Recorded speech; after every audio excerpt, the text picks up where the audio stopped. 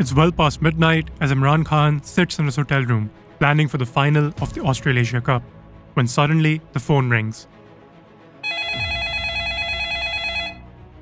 The voice at the other end drops a bombshell that threatens to shake the very foundations of Pakistan's cricket. 4 of Imran's star players have been bought out by bookies. Hey, champ. You really think you're walking away with this cup? Your star players have been bought out by the bookies. Their names: Wasim Akram, Waqar, Younis, Salim Malik, and Mushtaq Ahmed. Imran reacts with 2 moves that personify his style of leadership.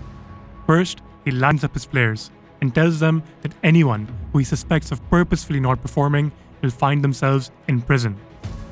He then instructs Pakistan's manager, Intikhab Alam, to go and bet the team's tournament winnings, all of $20,000, on Pakistan to win. And win they do, with all 4 of the accused players starring with match-winning performances as Pakistan lift the prestigious trophy. Confidence restored? For now. But Imran Khan won't be around for much longer, and both the bookies and the players know it.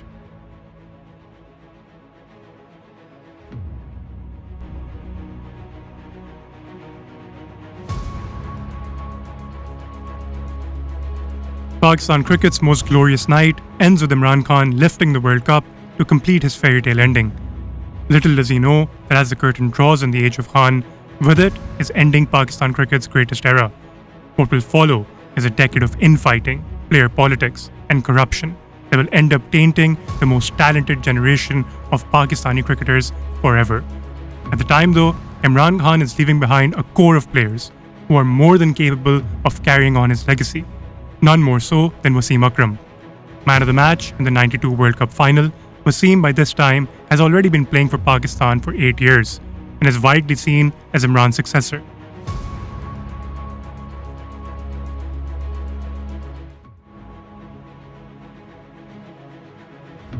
Outrageously talented with the ball and promising with the bat, at just 25 years old, Wasim Akram has the world at his feet. No one could have imagined what the sinister findings of the Qayyum report would reveal 8 years later. One man, though, might have had a better idea than most. In the aftermath of the '92 World Cup, Javed Miandad had stepped in, as he always did, to fill the leadership void left by Imran. Javed's comeback to the team and his part in leading Pakistan to World Cup glory had completed a remarkable turnaround for the 34-year-old after having not been initially included in the squad. And he was off to a dream start as captain, as Pakistan beat England in England 2-1, with Imran's proteges, Wasim and Waqar, starring with the ball. Out-kicked the Pakistan one. While runs flowed off the bats of Javed and Salim Malik. The England Test series was followed by a one-off test against New Zealand, which Pakistan would go on to win, Javed top scoring for Pakistan and the 2 Ws combining to rout New Zealand. This win would take Miandad level with Imran with 14 test wins, making him Pakistan's joint most successful captain. That too achieved in just 34 tests compared to Imran's 48. Sadly, it would also be his last. The board, led by its new chairman, Justice Naseem, would react to a poor showing in the World Series in Australia by sacking Miandad. Miandad himself would later blame Imran, who was now an advisor to the board, for conspiring to oust him.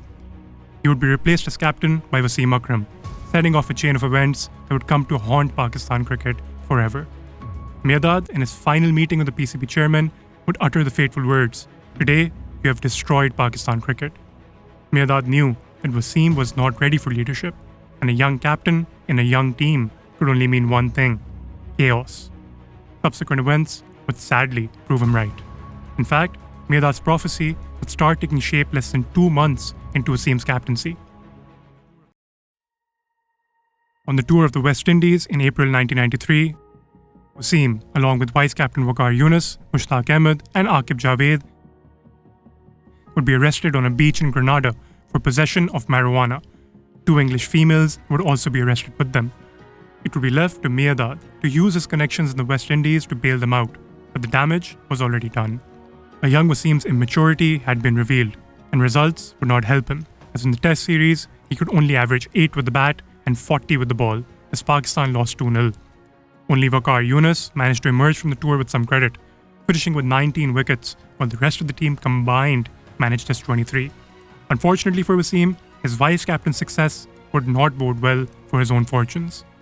Later in the year, Waqar would stand in several times for an injured Wasim, including in a home test series of Zimbabwe.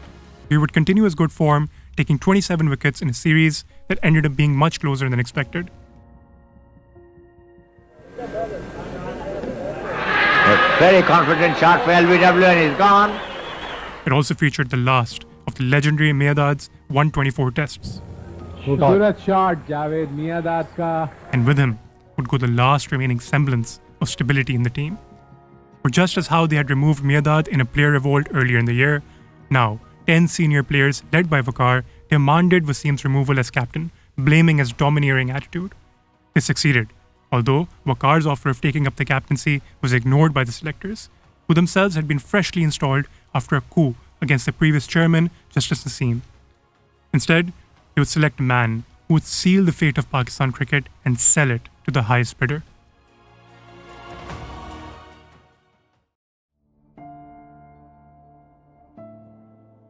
Salim Malik, known by his nickname Slim, had over a decade of experience by this point, which included 10 Test centuries as well as a 1988 Wisden Cricketer of the Year award. Notably though, his one experience deputizing for Javed Miandad as captain in 1992 had ended in record-breaking fashion at Trent Bridge, where England had piled up 363, then the highest ODI total in history. Later this match would come to be viewed with suspicion. In 1994 though, Malik's first official assignment as captain in New Zealand would start off in winning fashion, although it would not be without controversy. At the toss for the first test, Malik would make the call in Urdu and proceed to pick up the coin before his counterpart had a chance to look at it.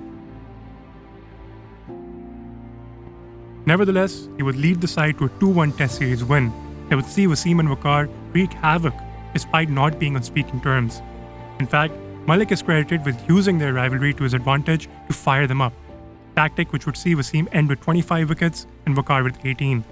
The final match, though, would come under scrutiny after New Zealand would chase down 324, their highest successful chase in history, a record that still stands to this day, against an all-time great bowling lineup that ended up bowling 44 no-balls, more than the last two matches combined. A similar pattern was to follow in the ODI series, with Pakistan sealing the first 3 games before the last match was lost, once again under suspicious circumstances that would later be investigated. The wins continued to come from Malik and co, though, with their next assignment being the 1994 Australasia Cup in Sharjah. A word here about this tournament, held every 4 years and featuring all the top sides in what can be considered the spiritual predecessor to the Champions Trophy. Pakistan had won both previous editions of the tournament, and 1994 would prove to be especially satisfying, as they would beat India in the final thanks to a dream all-round display from Amir Sohail. They followed this up with a 2-0 Test series win in Sri Lanka, featuring centuries from Saeed Anwar and Inzamam ul Haq.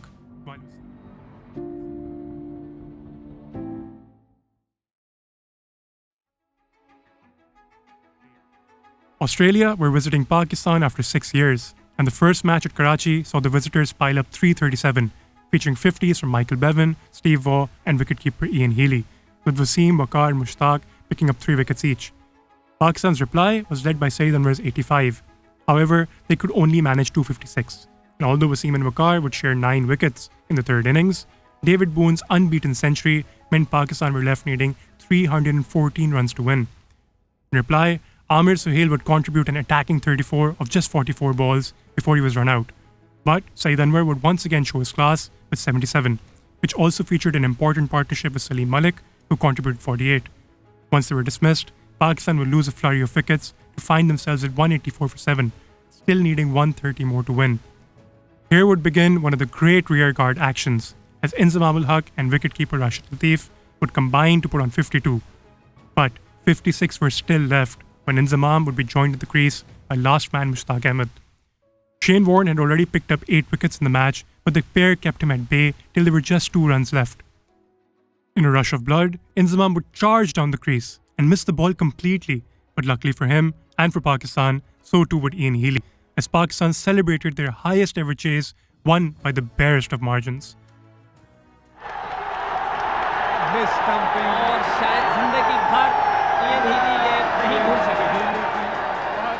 The two other test matches would be drawn, courtesy heroics from Salim Malik, including a brilliant 237 while following on, as well as another century in the final test, leading to him being named man of the series. With the series victory, Malik had now won his first 3 test series as captain, a feat never before achieved in Pakistan cricket history, to go with the 1994 Australasia Cup win. His 1994 season was a spectacular one for him personally, where he scored the most runs he had ever made in a single year while averaging 64 with 3 centuries in tests and 44 with 8 50s in ODIs, while even picking up 26 wickets, more than he had managed in the last 12 years combined. Perhaps that success had shielded Malik from the match-fixing allegations that had shadowed Pakistan throughout the year. In 1995, though, all that was about to change, and Pakistan's tour of South Africa would be where it would all start to fall apart. The tour kicked off with a quadrangular tournament where hosts South Africa and Pakistan would make it to the best of 3 finals ahead of New Zealand and Sri Lanka. Malik would win both tosses, and despite near unanimous advice to the contrary, he would shockingly proceed to bowl first both times. Pakistan would end up losing both matches heavily, self-destructing in the first from 101 for 2 to 178 all out in a chase of 215. Malik himself would be run out, and his brother-in-law Ijaz Ahmed would play a part in running out said batsman Amir Sohail, who was on 71 of 74 at the time. Second proved to be even worse, with the Pakistan camp fractured by Malik's decision to bowl first, wilting under pressure to 42 for 6 and going on to lose by 157 runs. And this was despite the fact that Pakistan had actually gone into these finals in form, having won 5 of their first 6 games. One man had seen enough.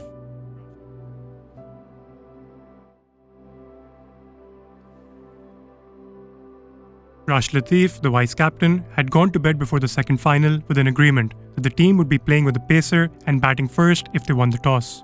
Rashid's debut for Pakistan had been the 1992 Trent Bridge ODI, where England had scored a record number of runs. For over 2 years, he had seen the cycle of strange captaincy decisions and inexplicable collapses firsthand. And so, on the morning of 14 January 1995, Frontier Post would carry a front-page headline that would bring everything out in the open. It was authored by journalist Usman Shirazi, his source none other than Rashid Latif.